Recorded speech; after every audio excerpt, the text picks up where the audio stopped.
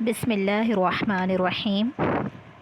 السلام علیکم class 7 class. آج ہم اپنا ایک نیا ٹاپک سٹارٹ کر رہے ہیں جس کا نام ہے میانہ روی۔ ٹھیک ہے، سب سے پہلے ہم دیکھ لیتے ہیں کہ میانہ روی کا مفہوم کیا ہے، میانہ روی کا مطلب کیا ہے۔ تو میانہ روی کا مطلب ہے درمیانی راہ پر چلنا۔ ٹھیک ہے، میانہ روی کا کیا مطلب ہے؟ درمیانی راہ پر چلنا، بیچ کی راہ پہ چلنا۔ اس کو اعتدال پسندی بھی کہا جاتا ہے۔ میانہ روی سے مراد افراط و تفریط سے بچتے ہوئے ہر کام میں درمیانی راہ اختیار کرنا۔ ٹھیک ہے، مطلب نہ تو بہت ہی زیادہ اوپر جانا اور نہ بہت ہی زیادہ نیچے آنا، بلکہ درمیانی راہ اختیار کرنا۔ اس کے بعد دیکھتے ہیں کہ میانہ روی کی اہمیت کیا ہے۔ میانہ روی ایک اہم اخلاقی صفت ہے۔ ٹھیک ہے، یعنی ایک اخلاق کی ایک صفت ہے، خوبی ہے، ہمارے اخلاق کی ایک خوبی ہے۔ قرآن مجید میں امت مسلمہ کو امت وسط یعنی اعتدال پسند گروہ کہا گیا ہے، یعنی ایک ایسی امت جو اپنے کاموں میں میانہ روی اور اعتدال پسندی کا رویہ اختیار کرتی ہے۔ ٹھیک ہے، کیا مطلب؟ قرآن مجید میں امت مسلمہ کو امت وسط یعنی وسط کا مطلب ہوتا ہے درمیان، وسط یعنی اعتدال پسند گروہ کہا گیا ہے، یعنی یہ ایک ایسی امت ہے جو اپنے کاموں میں میانہ روی یعنی درمیانی راہ اختیار کرتی ہے۔ قرآن پاک میں اللہ پاک ارشاد فرماتا ہے وَكَذَلِكَ جَعَلْنَاكُمْ أُمَّةً وَسَطًا، سورۃ البقرہ آیت نمبر 143۔ ترجمہ، اور اسی طرح ہم نے تم کو امت وسط بنایا۔ ٹھیک ہے، یعنی اللہ تعالیٰ فرما رہا ہے کہ ہم نے تم کو امت وسط بنایا ہے۔ دین اسلام میں ہر کام میں میانہ روی اختیار کرنے کا حکم دیا گیا ہے، یعنی اللہ تعالیٰ نے میانہ روی اختیار کرنے کا حکم دیا ہے اور ان کاموں کو بہتر قرار دیا ہے جن میں اعتدال پسندی سے یعنی میانہ روی سے کام لیا گیا ہو۔ نبی اکرم صلی اللہ علیہ وسلم نے ارشاد فرمایا کہ خیر الامور اوسطها، بہقی شریف کی روایت ہے یہ، کہ سب سے بہترین کام وہ ہے جس میں میانہ روی ہو۔ ٹھیک ہے، سب سے بہترین کام کون سا ہے؟ جس میں میانہ روی ہو۔ اسلام میں جن کاموں میں میانہ روی اختیار کرنے کی تاکید کی گئی ہے ان میں سے چند یہ ہیں، یعنی اسلام میں کون کون سے کاموں کے لیے کون کون سے کاموں میں میانہ روی اختیار کرنے کا حکم دیا گیا ہے، ان میں سے چند مندرجہ ذیل ہے۔ نمبر 1 عبادت میں میانہ روی، نمبر 2 عادات میں میانہ روی، اور نمبر 3 خرچ میں میانہ روی۔ اچھا، سب سے پہلے ہم دیکھیں گے کہ عبادات میں میانہ روی، عبادات میں میانہ روی کیسے اختیار کر سکتے ہیں۔ قرآن مجید میں انسانوں کی تخلیق کا مقصد یہ بتایا گیا ہے کہ وہ اللہ تعالیٰ کی بندگی اور عبادت کریں، یعنی انسان کی پیدائش کا مقصد ہی یہی ہے کہ وہ اللہ تعالیٰ کی عبادت کرے، لیکن اس فریضے کو بھی میانہ روی سے انجام دینے کی تاکید کی گئی ہے۔ ٹھیک ہے، مطلب کیا ہے اس کا کہ ایک دفعہ 3 آدمی نبی پاک صلی اللہ علیہ وسلم کے گھر آئے اور آپ کی عبادات کے معمولات کے بارے میں پوچھا، تو آپ صلی اللہ علیہ وسلم کے گھر والوں نے انہیں آپ کی عبادت کی کیفیت بتائی، تو انہوں نے سوچا کہ ہمارا اور نبی پاک صلی اللہ علیہ وسلم کا کیا مقابلہ، آپ تو اللہ کے محبوب ترین بندے ہیں، ہمیں تو بہت زیادہ عبادت کرنے کی ضرورت ہے۔ ٹھیک ہے، چنانچہ انہوں نے آپس میں فیصلہ کیا کہ ہم آج کے بعد اپنا سارا وقت عبادت ہی میں گزاریں گے، کوئی اور کام نہیں کریں گے۔ نبی پاک صلی اللہ علیہ وسلم گھر تشریف لائے تو آپ کو ان تینوں کی باتوں کے بارے میں خبر دی گئی، تو آپ صلی اللہ علیہ وسلم نے انہیں بلایا اور اس طرز عمل سے منع فرمایا۔ ٹھیک ہے، تو اس واقعے سے آپ کو کیا بات سمجھ میں آئی ہے کہ ان 3 لوگوں نے یہ سوچا تھا کہ نبی پاک صلی اللہ علیہ وسلم تو اللہ کے محبوب ترین بندے ہیں، نیک ہیں اور اللہ کے نبی ہیں، ظاہر سی بات ہے، تو وہ اگر تھوڑی عبادت بھی کرتے ہیں تو کوئی پرابلم نہیں ہے، لیکن ہمیں چاہیے کہ ہم بہت زیادہ عبادت کریں۔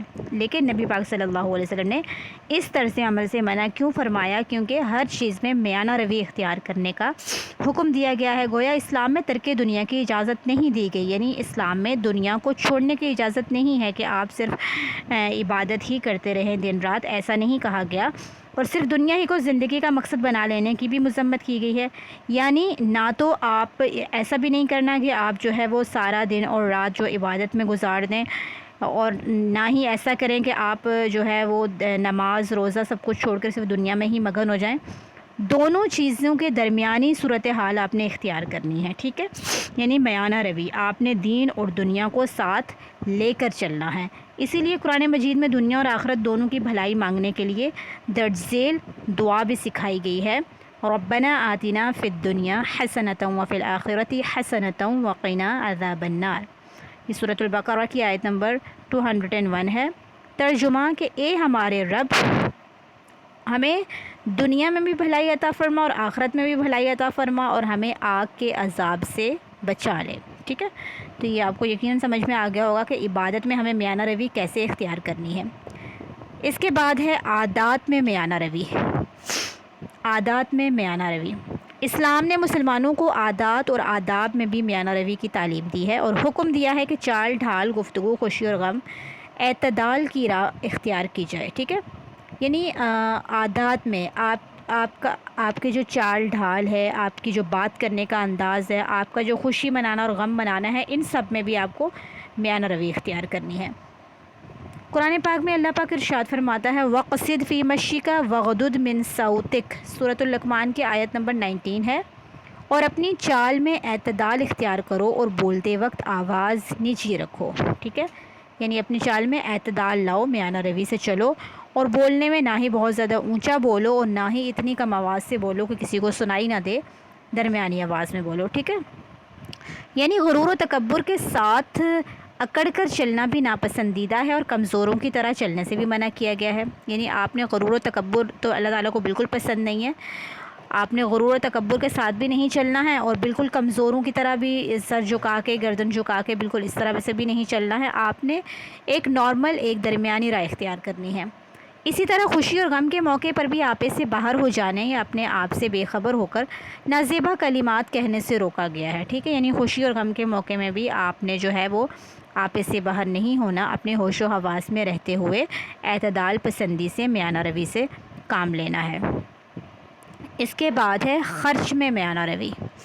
اچھا، خرچ کرنے میں حد سے بڑھ جانا، یعنی اسراف اور ضرورت پر بھی خرچ نہ کرنا کنجوسی ہے۔